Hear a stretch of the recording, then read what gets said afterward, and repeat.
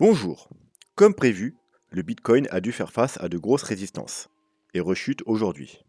C'est ce que nous allons voir dans l'analyse du jour. Mais avant de commencer, n'oubliez pas de vous abonner à la chaîne, de mettre un petit pouce bleu et de laisser un commentaire. C'est très important pour soutenir la chaîne. On a une petite chaîne et on a besoin de se développer. Donc chaque petit geste est un pas vers les 10 000 abonnés. Bref, aujourd'hui, ce sera une vidéo assez rapide, puisque ensuite, je dois encore tourner plus tard dans la soirée la vidéo sur les altcoins que vous attendez, bien entendu. Comme hier, dans la nuit, j'ai tourné la vidéo sur les vagues d'Elliott. D'ailleurs, vous avez pu le voir, j'ai un peu de mal à certains moments, tout simplement parce que je l'ai tourné à 2 heures du matin. Voilà, donc la vidéo sur les altcoins, j'aimerais bien la tourner un peu plus tôt. Donc aujourd'hui, vidéo rapide. Avant de commencer, je vais quand même faire un petit update sur quelque chose que j'ai oublié dans la vidéo justement sur les vagues d'Elliott. On m'a demandé quels sont mes plans pour l'invalidation ou la validation de certains scénarios. Donc, alors notamment celui-là, le scénario de CMA 1, 2, 3, 4, 5, comme quoi qu'on aurait fini du coup ce grand mouvement haussier. Ce scénario pour moi sera validé si on casse la structure sur le RSI. C'est-à-dire, là, on est en weekly. Vous voyez, regardez la trendline rouge. Hop, le bottom, donc le début, il est ici. Ensuite, la vague 2, elle est venue s'appuyer ici. Donc, d'ailleurs, si on descend un petit peu plus et qu'on vient toucher ce niveau, ce sera un niveau très pertinent d'achat. Par contre, si on casse cette trendline, eh bien, on casserait la structure du RSI. Et donc, on pourrait en conclure que ce mouvement est bel et bien fini. Voilà, tant qu'on est au-dessus de cette trendline, pour moi, le mouvement n'est pas fini et il y a des chances qu'on ait une vague supplémentaire. Voilà, on peut également le voir en mensuel. C'est pour ça que vous voyez une autre trendline qui ressemble à rien là, tout simplement parce que c'est la trendline mensuelle. Voilà, regardez, on le voit très bien en mensuel, c'est très clair. On a un point de contact, deux points de contact, et là, on est presque dessus. Alors, vous avez l'impression qu'on est déjà dessus, et vous voyez, si on zoome, on n'y est pas encore. Voilà. Donc, si par contre, on se met à casser cette trendline, eh bien, voilà, comme je vous ai dit, ce mouvement-là, il y a de fortes chances qu'il soit bel et bien terminé. On casserait la structure du RSI. Ça montrerait que voilà, on a fini cette grande vague haussière, hein, cette grande vague 1, et que voilà, on entame une correction. Voilà pour la petite information. Sinon, on va passer directement à la map. Donc, le Bitcoin corrige, la plupart des altcoins le suivent. Donc, on a du rouge hein, avec en grosso modo des chutes de 5 à 10%. On a quand même quelques altcoins qui s'en tirent comme Inch avec un petit 8%, Nier un petit 7% d'ailleurs que je dois analyser pour demain, Toncoin et XMR 10%, et le grand gagnant GLMR que je ne connais pas du tout avec un très joli 54%. Donc bien joué s'il y en a qui possèdent cet altcoin. Bien entendu, quand un altcoin pump une journée comme ça, pensez à prendre des petits profits. Hein. Vous ne savez pas si le lendemain il va pas reperdre de 30%, ne serait-ce que 10 ou 20% de profit. Et si demain il retape à 50%, ne soyez pas dégoûtés, reprenez juste encore 10 ou 20% de profit. Et comme ça, vous sécurisez des gains. Voilà, après vous ferez ce que vous voulez. Moi, c'est comme ça que je procède. Le CryptoFear, on va pas trop s'y attarder parce qu'il est toujours autour des 20. Donc rien de nouveau. On va pas répéter ce qu'on a dit les jours précédents. Donc on va passer très rapidement sur le CryptoFear. Ensuite, le dollar, on va s'y arrêter tout simplement parce qu'il fait quelque chose d'intéressant. Pourquoi? Il a enfin cassé son range. Et vous voyez, si on se met en daily, c'est un range qui dure depuis quand même un certain temps. Voilà, donc c'est pour l'instant une cassure baissière, donc c'est ce qu'on voulait voir, ce qui est plutôt bon signe pour le Bitcoin.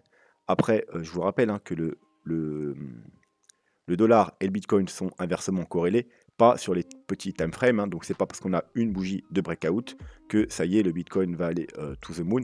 Bien entendu, il faudra attendre des confirmations baissières. C'est sur la baisse long terme qu'on verra un Bitcoin qui reprendra des couleurs. Voilà, une bougie de cassure ne suffit pas, bien entendu.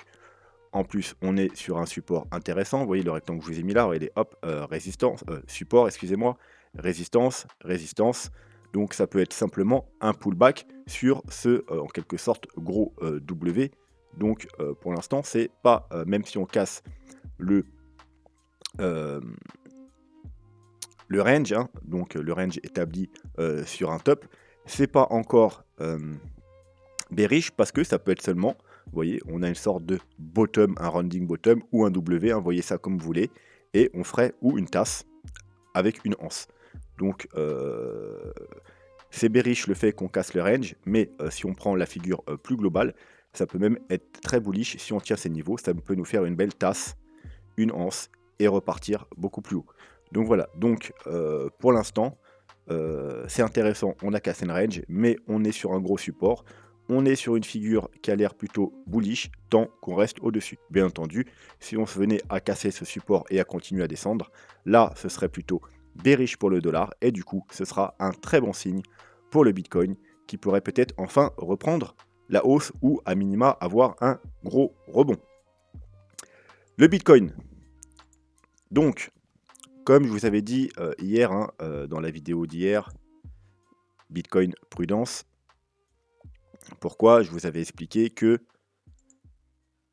hop, ici c'était bien de tenter des achats, ici c'est une très mauvaise idée parce qu'on arrive sur des grosses résistances. On a le bas de ma zone grosse résistance, le rectangle rouge est cumulé avec la trendline rose. Donc je vais dézoomer pour ceux hop, qui sont nouveaux et qui ne voient pas à quoi correspond la trendline rose.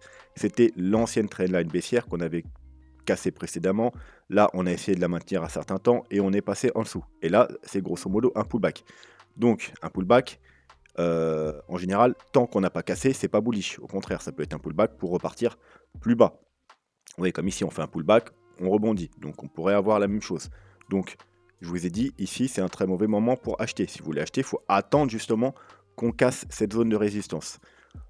Qui plus est, qu'on a encore le haut de la zone, vous voyez ici, qui sera un fort niveau de résistance parce que c'était un gros niveau de support, et la trendline baissière rouge également.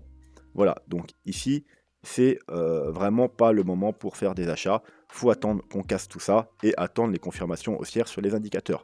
Donc on va pas répéter tout ce que je vous ai dit dans les 2 ou 3 vidéos précédentes, toutes les confirmations que vous devez attendre. Si vous voulez les savoir, si vous êtes nouveau sur la chaîne, que vous n'avez pas vu les vidéos précédentes, je vous invite à prendre votre courage à demain, allez voir la vidéo d'hier, d'avant-hier, et même voilà, celle d'avant.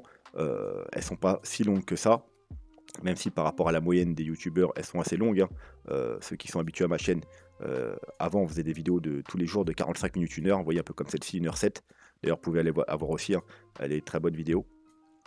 Mais voilà, j'ai réduit le temps des vidéos, donc voilà, prenez votre courage à deux mains, allez voir les vidéos, on va pas répéter tout ce qu'on a répété les jours passés. Voilà, donc le plan ne change pas, on attend les confirmations haussières, voilà, je vais quand même vous en donner une, notamment le break de cette trendline baissière sur le RSI, voilà, donc c'est notamment pour ça qu'il ne fallait pas faire des achats hier, parce qu'on était non seulement sur une zone de résistance du graphique, mais également proche d'une zone de résistance sur le RSI. Donc on attend qu'on break tout ça avec confirmation des indicateurs, MACD, Shimoku, etc. Et là, on peut passer tranquillement à l'achat. Bien entendu, je ne parle pas de ceux, les traders qui ont, comme moi, entré ici plus bas, comme il le fallait. Notamment ceux qui sont rentrés ici, je vous ai dit hier, faites comme moi, prenez des profits. Moi, j'ai pris mes profits ici, hier, aux 44 000 $. Alors, j'ai pas clôturé mon trade, j'ai juste pris des profits pour sécuriser au cas où, justement, ce serait simple pullback pour repartir plus bas. Voilà, et ensuite, je prendrai des profits si jamais on devait aller plus haut, et bien, sur le chemin.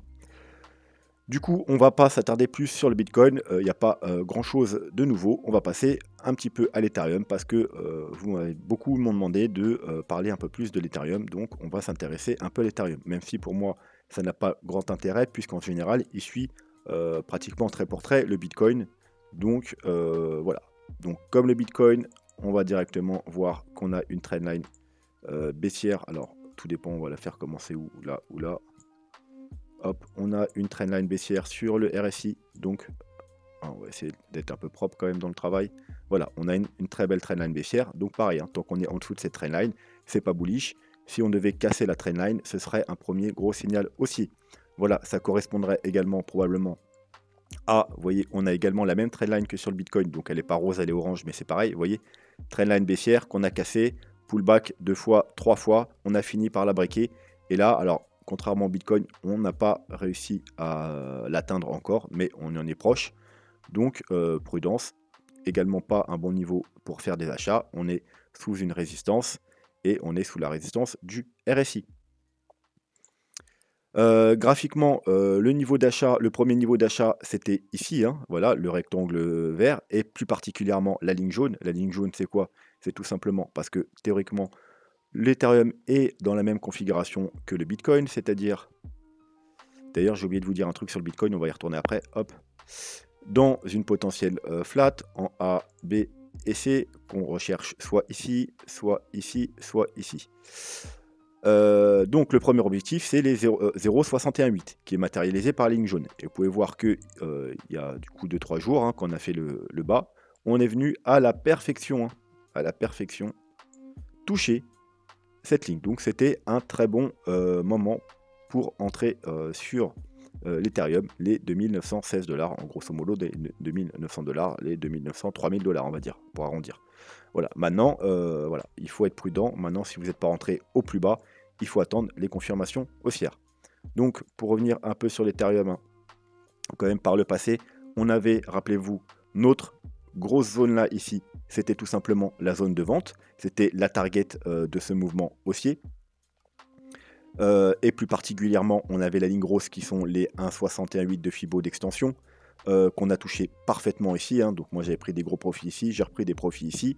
Donc c'était le moment de prendre vos profits.